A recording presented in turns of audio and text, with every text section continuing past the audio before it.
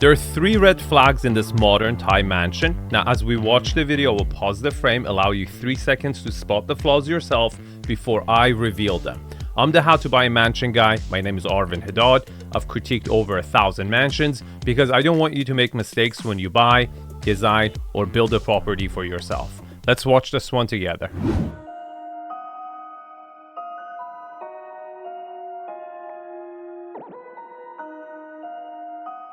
Dude, I feel bad for Enes. How is he supposed to compete like this? This is not even fair. There's nothing he can do. There's absolutely nothing he can do.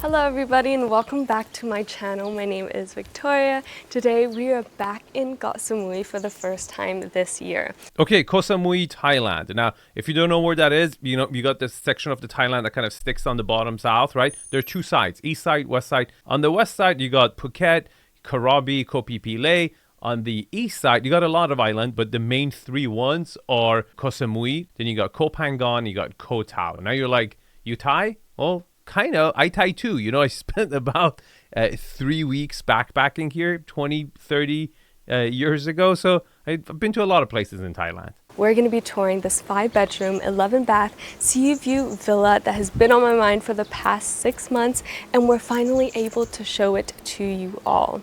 This villa is built on the hills of Shawang Noi with 2,700 square meters of built-up area. That's a lot. That's a big mansion. For my Americanos, that's 27,000 square foot of livable area. That's a lot.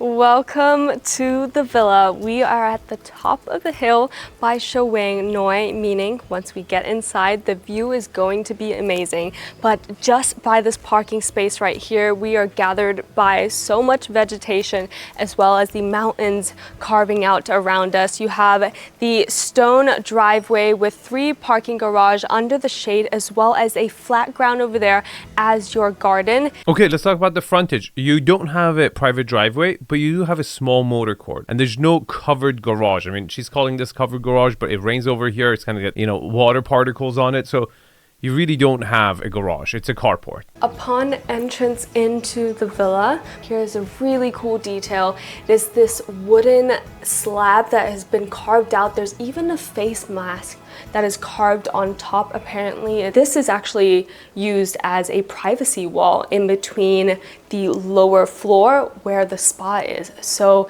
the spa has an open roof concept where you can actually see through and peek through these slabs here down at the bottom, which is a really cool little snippet right here. Okay, so when you walk in through those beautiful rustic blue turquoise door that matches perfectly in the color and palette with the stone wall and the vegetation they had, you enter this beautiful courtyard. And the courtyard also serves as a light well for the lower floor, because remember, in the beginning she said you enter from the top floor. Now you're thinking, Arvin, is this a reverse floor plan? Is this an upside down home? Let's find out. Now we're gonna walk in a little bit further. This is the main living quarters, all under one roof, an open space concept. You've got windows all around, bringing in natural lighting, and of course... No, it's not. Look at this wow factor. What a beautiful view. Look at the way it's framed between the trees and the hills cutting across, and it so has a lot of depth, right? You got the islands in the back, very, very beautiful view with beautiful water. And most importantly, even though you're entering from the top floor and the bedrooms are lower as you go down, but your backyard is level with your entry level. That is what makes a house upside down or not. The fact that when you enter, you're immediately at the living spaces, and your backyard is available to you. So I wouldn't consider this an upside down house, okay? The bedrooms are just on the bottom instead of the second floor, and that doesn't bother me whatsoever. This is actually a very good execution of a hillside property. Into this room, we've kind of got a slanted roof up on top, as well as this alcove with a gorgeous design up on above, and ceiling fans, as well as gorgeous furniture pieces, gorgeous bohemian rug, and this coffee table that looks like it used to be an antique wooden door that they've turned into this coffee table. Can you spot the flaw? It's an interior design flaw. 3, 2, 1. This flaw that I'm going to point out perhaps affects the actual value that this property ends up selling for by, I would say, $500,000. The curtains do not match the architectural style and aesthetics that you went on the outside. On the outside, it's this beautiful, modern, but earthy, stone, natural elements, right? And then on the inside, the curtains completely throw that vibe out. You can't introduce curtains you will see in a Middle Eastern house, okay, on a modern architecture. What you're doing, you're cheaping out the product, okay, by at least $500,000. $500,000 vanished.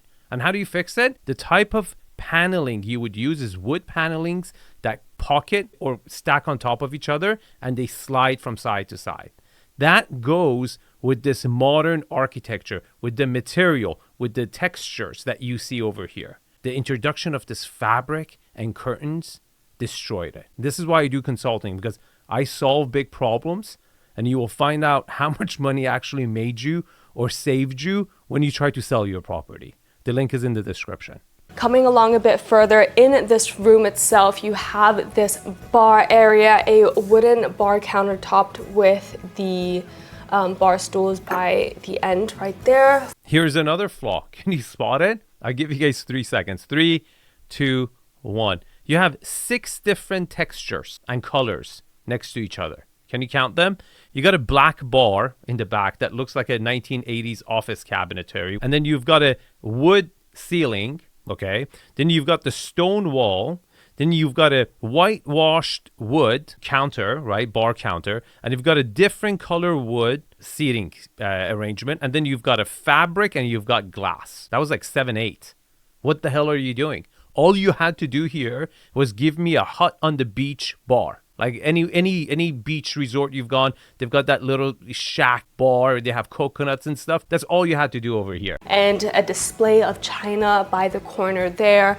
To like remind you that you're in your grandma's house. Why do we have china cabinetry in a modern architecture on a vacation home rental? Designated seating area with these leather orange seats, which is really cool. Looking back into the whole entire space. Let's rate the space. The space is great. It's actually not that big, but it's pretty efficient. You've got a seating arrangement. You've got a bar to give it utility to be on the inside. The bar also services the backyard, which is fantastic. And you've got the wow factor. And the wow factor is to die for. I mean, great space. They really are not matching how well they did on the exterior, on the interior whatsoever. This wooden pool deck has the overhang that extends over, giving us shade on this wooden deck part itself. And by this corner, you can access the shallower end of the swimming pool. Then it slowly slopes down and gets a bit deeper, maybe to around 1 meter in height. Okay, let's talk about privacy. So far, I haven't seen a concern. I'm looking for a line of sight above and close, and I really don't see any house having a close line of sight and a direct looking down on line of sight to the backyard. So far, so good. And down on this deck here, we actually have a netted seating with some bean bags for comfort, and it really feels like you're about to hop off the edge while you're just lounging in this little area itself. Pretty cool. I mean, very dangerous for a vacation rental, okay? Liability-wise, I don't know what the laws are in Thailand, but something like this on a, rental in United States would be you need to sign a major waivers, and it would not just be safe for little kids, right? But overall, a cool concept for adults. I'm not against it. You also have an extended garden with such a large flat area. It is definitely harder to find flat landscapes all around the hills that are this steep. So having this in particular, I think is very special. I really like the fact that they try to give that area utility. Having a lawn on a hillside property is luxury. That's what really differentiates the hillside properties. It's not really the view. I mean, obviously views could be better, direct, panoramic, focal point, not. We'll talk about it on my channel. If you're a subscriber, you'll know that.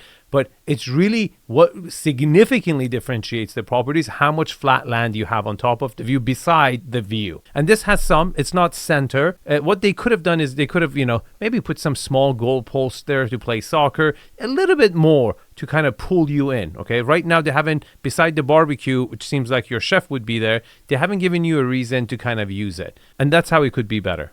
But this is this side of the top floor. Connecting us to the other end of this top floor is actually this bridge with glass balustrades, and this is your internal courtyard. You've got open ceilings up on top. I don't know if I would call it a courtyard because it seems like there are two different structures. Okay, now this is common, I think, in a lot of Asian cultures. They keep the kitchen area separate, so it's normal, and it just, again, it became a little bit more glass than that rustic cave. Like, see, architecturally speaking, I think is a very beautiful building. Those bird eye view shots of the exterior, the thumbnail you clicked on, it's really nice. But glass is not the element that made it nice. It was the stonework that made it nice. So if you had some elements of, that rustic jungle vibe, it would have been way better than this modern glass look. And just look at this. I'm literally walking over a bridge into your Western kitchen and your dining room area. In the Western kitchen, you have this large island, all equipped with 𝗕𝗏𝗃 appliances, from your induction and some bar stools by the edge there. The first sink right here, and double door fridge also from 𝗕𝗏𝗃. Lots of cabinet spaces all underneath. What a buzzkill. What a buzzkill. A black kitchen on a vacation home. It's not even like a sexy black, It's more of a, I didn't know what to do, so I decided to make it look like my house I grew up in the 1980s look. Very disappointing. Very, very disappointing kitchen, palette-wise, color-wise. The island is nice, layout is okay, but again, the choice of material on the inside are horrible. And the dining table itself, it is this wooden table that has the resin that goes and flows through the middle, kind of resembling the ocean, as well as some nice hanging lamps coming from above. So let's talk about the indoor-outdoor floor. First of all, I really like the fact that you've got exposures from almost everywhere. On a view property, on a promontory, looking out, this is very, very important. But again, I think the number one material that is truly missing, and it shows, is the natural wood. Now, the natural wood could have been that gray tone, okay, that like a older dead wood that is now turned gray. Could have worked really, really well with this palette. I can see some blinds to, block the sun, but I really would have loved to see some wood paneling that slides and pockets, and you really control the light and also keep the energy in at some areas and let it go on the other areas, or if the sun is coming direct at you, to block it and diffuse it. It's just not doing that. Coming out of the kitchen, on my right hand side here, as I mentioned, is the professional kitchen, as well as the guest toilet and some storage space. Now, to lead us down onto the bottom floor, there are three separate ways. The first one is the stairs on my left hand side here. The second one is by the pool deck, and the third is by the kitchen. That leads you straight into the primary suite, which we're going to go to next. So I like the fact that they've taken into account the vertical connectivity, right? 3 different staircases, and on a view property, they did not try to make the stairway design element, right? Like a featured element, because it was going to block the view, it was going to block the flow somewhere. So they've tucked it in, but at the same time, they're giving you 3 access points, so you won't have connectivity issues vertically speaking. But what they didn't do right is the width of these hallways. This is extremely narrow. This is like below luxury. For hallways to be this narrow in a luxury property, it just tells me you ran out of space or you didn't think it's valuable. A width of a hallway is a luxury. Down onto the lower level, through here is the primary suite. You have this privacy wall. On my left-hand side is this carved wooden feature that blocks off the stairways that leads you down onto the lower level. This also extends out into the balcony of the master bedroom with a nice little overhang, glass balustrades looking out into the ocean, as well as some nice lounging chairs out in front. So the privacy issue is becoming a little bit more relevant. Again, I'm not seeing anything close by that will have a direct line of sight, but there are definitely some homes that have a line of sight to your at least balcony, if not the primary suite. The king size bed itself has the matching sanded down white painted bed frame that was used by the privacy wall there, as well as all the furnishings that you'll see in this room. Gorgeous tapestry, really bringing in that bohemian feel into this room. Okay, the interior furnishing, okay? None of the couches, beds, anything so far, I would say, is of the caliber of the buyer who's willing to pay $6.5 million, okay? And staging is a big factor. If you're trying to get a big number for a vacation home you have in Thailand, and 6.5 would be a big number, you need to match it with furniture that would really appeal to that buyer. Now, you can kind of do local material if you execute it right, okay? So you can bring that rustic, less expensive material to give that vacation vibe that is authentic to Thailand. To me, I give this attempt a 6 or a 7. Okay, they've tried to do that, but it just is not really landing. I still feel like it's neither really authentic furniture to the local, where it's rustic or curated in the right way, nor the modern furniture that, like, you know, a Westerner that would want to buy a vacation home there and has the money to pay $6.5 million would want. And past this wooden door, it leads us into the master ensuite. The master ensuite. Okay, here's a red flag about to happen. I'm not going to interrupt you guys. Let you watch it, and then I'm going to reveal the flaw afterwards, okay? Pay attention to the primary bathroom. You've got double sinks for his and hers, having this matte black finishing that you've seen also on the racks and the towel holders. On the corner here is your single standing bathtub, once again the matte black, right by the privacy windows that can also be opened up and bringing in natural breeze. Now the shower itself, you have an indoor shower and it also connects to your outdoor shower. Did you spot it? I'll give you guys 3 more seconds. 3, 2, 1.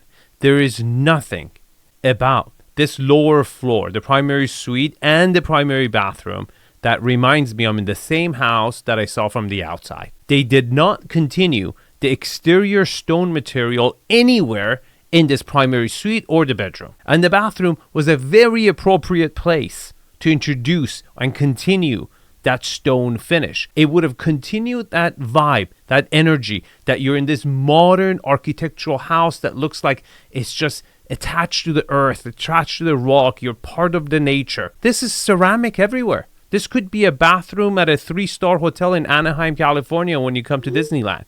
It's nothing special. Thank you for giving us an outdoor shower, but what is this? Like, where is that continuity of material? Now this is where the fun starts to begin. There are so many entertainment spots throughout this whole entire home.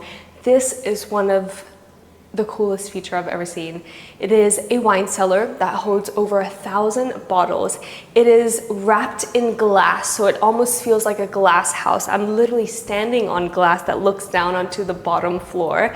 You've got the stairs that looks like you're in one of those old style libraries that slides. You also get the view of the courtyard that is internal into your home, so you have that as your view. You also look through and peek into the sea view as you are on top of this level right here. Okay, so the person who designed this wine cellar had never drank a glass of wine. Okay, the last thing you want for a wine is to have too much sun exposure. You do not want glass. That's why they do it in a dungeon. That's why they do it in a basement. So you just to make it a glass house and allow natural light to come and make it a feature. You see, this is why I do consulting. This is a major problem, because the person who actually drinks wine and you've tried to target, okay, because they're wealthy, okay, is going to come and look at this and laugh at you, okay, laugh at you, and would say to himself, I need to spend another $250,000 to fix up this wine cellar the way I want it. I'm gonna lead you guys to the lower level. We have the stone wall right here, which we've seen prominent in the exterior, and they've also brought that inside. And you know that we're in Koh Samui when you see the boulders being integrated within the house itself and used as such a cool feature. Building this whole entire room and having all of these features implemented must have been so hard. This would have been a great library. Okay, I mean, you've got the natural light, there's an isolation, you could optically make it look like really nice with the ladder, right? The ladder is an inspiration. I think they had the idea of a library and someone just said, you know, maybe a wine cellar would bring the right demographics, and they completely screwed up the location because this is a horrible wine cellar. I just don't know if a massive library of this size would be really appropriate for a vacation home, right? You don't go to on a massive reading experience. Maybe it will attract the right artists and writers for their next novel. I don't know, but overall, as far as what I see, the lighting, the exposure, the volume of the space, the dimension. If I was going to advise like how to fix this area, I would say let's turn it into a pretty cool 2-3 story library that, you know, it's a little nook of its own, an experience of its own. And this is just the start of the entertainment room. Let's hop over to the next one. And now welcome to the Moroccan themed playroom. Okay, I love the Moroccan culture, design and everything. And I think there is a way to integrate this kind of a Thai modern house that it just blends in with nature so well with the Moroccan culture and elements. But the fabric part of the elements would have to be an accent. Okay, and this is not an accent. Okay, maybe you can bring some pillows. Okay, you could still bring like mosaic tiles a little bit. You could bring some, you know, wood carvings, maybe wood doors or cabinets. You can bring that culture. You can bring rugs. Okay, but you can't bring this much fabric to this look. It just doesn't go. It completely doesn't go. And this tells me the interior designer of the house had no idea what the exterior designer or architect of the property was doing. And when I bring a team together for people who are building their dream home, these people need to talk right away. When the interior designer and the architect are picked at the same time in the beginning of the project, things like this don't happen, okay? And I love the different textures, from the carved wood to the different stitchings on the plushes to the sequins on the throw pillows. What is that? Like a Studio 54 pillow next to Moroccan tapestry and ceramics and rugs? It just doesn't go. Who was the designer here? Let me play you a little song. I saw this and it's just it makes such a beautiful noise. Ready?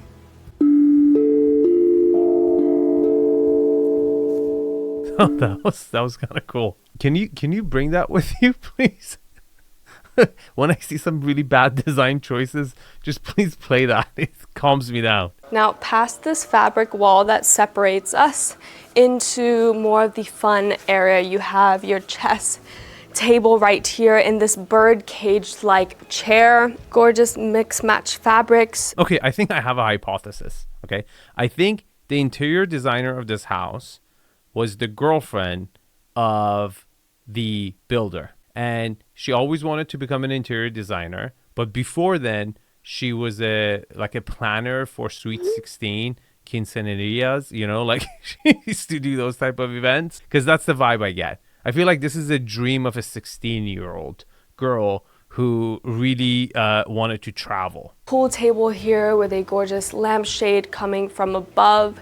and a nice little bar area through the back. Like, what is this light fixture from an Irish bar doing on top of this pool table in this Moroccan theme basement? What is going on? Now, before we get into the spa, I have to make a quick pit stop at the gym. You've got padded floors, the boulders that kind of reaches out through the ground. I don't even know from where. I feel like this is like Prophet Abraham, like sacrificed the sheep. Is that who he did it? Like, this is where all the religions started.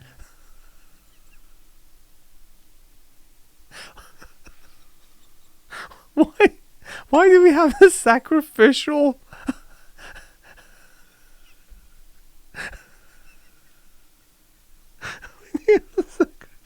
And it is right beside the spa, which only makes sense because once you're done at the gym, you want to go relax, take a nice little dip in the ice bath or do a steam room. Entering into my favorite room ever. Okay, first impression. They got it. This is like they got a little bit of the Moroccan connection right here. This is as far as you could have gone. That was enough. You could have used these mirrors, a little bit of woodwork, the tapestry, the geometric elements. That's it. It also has a waterfall feature to always have flowing water in here. It's absolutely gorgeous. Okay, I guess the boulders kind of work here. If these, like, that's like the cold plunge over there, and then this is like the hot jacuzzi, there's for a separation. I guess it's okay. It's an okay spa, okay? And on my right hand side is the shower as well as double sinks to wash up after you've been in the swimming pool. And here is the massage room with 2 beds covered by the gorgeous teal color for the walls as well as matching with the curtains. Okay, it's interesting that it has like a, Moroccan theme hammam, okay? Now, I actually went to a Moroccan hammam at Hostel Ali in Marrakesh, and it was, I wish I had never done that. It was one of the scariest experiences. I got rubbed down by Ali himself, and it was just me and Ali. And Ali smelled like he needed a hammam, not me. And his armpits was in my face the whole time. It's something I've never talked to anyone about.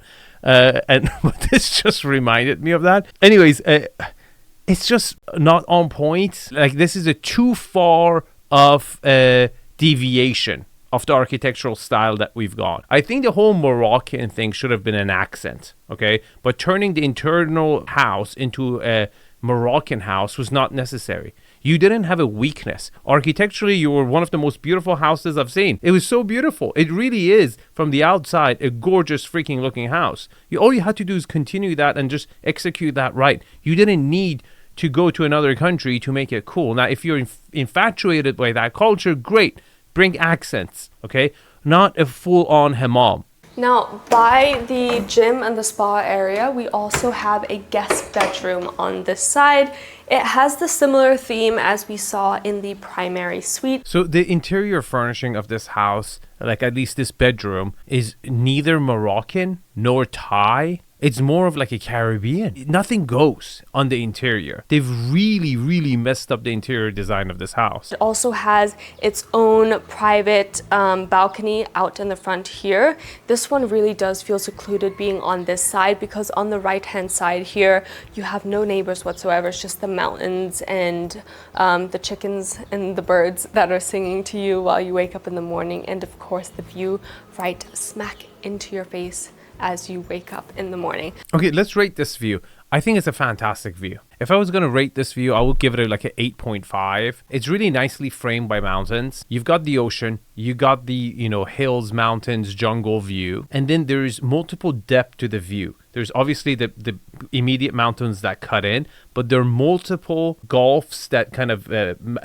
islands and land that comes out at different points in the optical vision, in the depth of the view, that keeps you engaged and gives you a focal point to look at. Beautiful, beautiful view. And past these double doors, it leads us into the ensuite.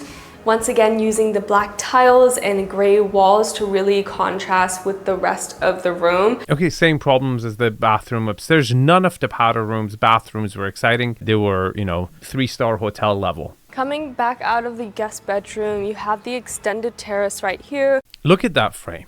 You see what I'm saying? It's beautiful. This is really nice. I love the stonework on the exterior of the property. Really, really nice. And all they had to do is continue that, They really missed the boat. We've made it down to the lowest livable floor. There are 3 guest bedrooms on this floor, as well as a private at-home cinema. I'm gonna lead you guys into the first guest bedroom right here. We have a floating wooden bed frame, king size bed that looks out onto your balcony that also extends out into the common area balcony. And this, of course, has the ocean view. I don't know if I'll call that a partial ocean view. There's a couple of things that are happening on this lower floor. First of all, the ceiling height seems to drop a little bit, maybe by a foot or so, which is not the worst deal, but at the same time, your view is being compromised, your privacy is being compromised. What I like about this floor is that you have 3 bedrooms next to each other, and that's really important. If you're using this property to have friends over or as a rental, if you don't have multiple bedrooms next to each other, you're really alienating families from coming in, okay? If parents want to really feel like they're on vacation, they want to have their own room, but they also want to be pretty close to the kids' bedroom in case if they wake up, they don't know the area, they're not familiar with the new land, new house, they want to be pretty close in case if they wake up in the middle of the night. And the only floor so far that I've seen multiple bedrooms next to each other is this floor, okay? So I would say the bedroom distribution is a little bit weak. You had 1 bedroom on the top floor, 1 bedroom on the second floor, and then you have 3 bedrooms down here. This is good, but maybe if you're the family, have to stay over here, and people who are coming, adults, would stay above, right? So I wish it had a little bit of a better bedroom distribution, at least 2 bedrooms next to each other on the other floors, but it just doesn't. Coming out of the guest bedroom, as I mentioned, you have this extended terrace right here that separates you from 3 of the bedrooms. It also has its own bar and popcorn machine because we are close by to the private at-home cinema. Dude, calling that a bar is an insult. That's a elbow resting area station. Okay, it's like a fuel stop for your elbow. That's it. That's the best you can call it. That is not a bar. And then the floors, she keeps calling them wood floors. I think those are like laminate floors. They just do not look wood and natural whatsoever. They look like really, really cheap laminate floors, and I'm not happy about it. Behind those doors, you have some cabinetries, almost like a kitchenette with its own fridge. Wait a minute. Can you spot the flaw? I'll give you guys 3 seconds. 3, 2, 1. Ladies and gentlemen, we've got problems. Do you remember when we walked in, the swimming pool was on the ground level? That meant the swimming pool, as Enes likes to say or loves to say, cantilevered over the lower floors. And guess what I see over here? I see leaks. There's something leaking here, and I really, really hope it's not water from the swimming pool, but it could be. Having a floating swimming pool above living areas on the bottom is always a risk, okay? Especially on new construction, because as the property is settling, cracks appear, swimming pools leak, and water goes lower. So I see water damage over here. I see water damage in this corner. These are not good signs. So if you're ever buying this house, make sure you do your due diligence. I don't know if it is or I don't know if it's not, okay? But something is leaking from this ceiling over here. You can see the watermarks. Welcome to the cinema room. You have some really cool posters of iconic films by the walls here, and then past these doors, it leads us into the room where we'll be spending most of our time. It's got padded walls all around, the iconic suede cinema beds on this side, and then through here it opens up a little bit further, and it is a projector, which is amazing. And look at how large this space here is. It's incredible. This is such the perfect cinema to lounge at. This is not a large cinema. This is a pretty long, narrow cinema. And it's so isolated at the lowest floor. I don't even think like your guests would know it's there. Like people would come to stay at this house and never know there was a cinema here. It's interesting use of space though, because you know, as it trenches lower as you go to fix the hillside, so they've placed the cinema, as it seems, under the bedrooms upstairs, and it works. It's a smart place to put it, but I wouldn't call this an exciting cinema. I wouldn't call this a large cinema. And if you were going to go with a cinema of this size, you were better off keeping it in the living areas where you actually use it. And also on this bottom floor, there are 2 smaller bedrooms that I would say could be where the kids would hang out. This would definitely be the kids' floor. You have your popcorn machine here, their own little kitchenette, as well as the cinema. No kids will ever ask for anything more. Down this hallway, Another very, very narrow hallway. and here we are in the last guest bedroom. Once again, a floating bed frame using a darker toned wood. I really like this architect. Did you guys notice? Every single one of the bedrooms has an ocean view. This architect is amazing. Like it has nothing to do with finishes. He did not pick the finishes, okay? The owner did, and the interior design. Okay, it's not his fault.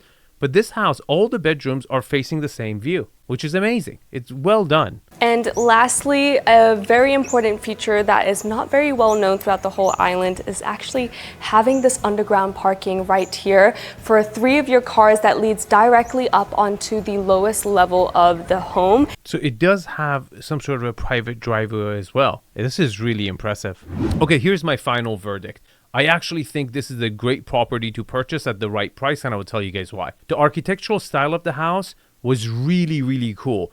It blended with nature effortlessly in this primitive way that I absolutely loved. All the bedrooms had amazing views. It was not an upside down house, even though you were on a major hillside. It had a little bit of backyard on the top level. You had an approach, you have a garage, you had a frontage. What was really missing from this property, those cohesive look and design on the interior, which I don't think is that expensive. I think the bones were really good. I think you can fix that at the right price. If you purchase this property, I think you could bring those, if you take into account the elements that I suggested to improve this property, you can really take it up a notch and really improve it and really put it at the same caliber of some of the most prestigious, most beautiful, modern architecture properties out there. So I would actually recommend a property like this because actually I like properties with upside. Now there's a resort in Saudi Arabia that has flying saucers above the water. I critique this resort in my second channel. Check it out. Now if you want to see another fantastic property that I really, really like, click on this video. If you want to consult with me, link is in the description, and I will see you guys in the next video. Thank you.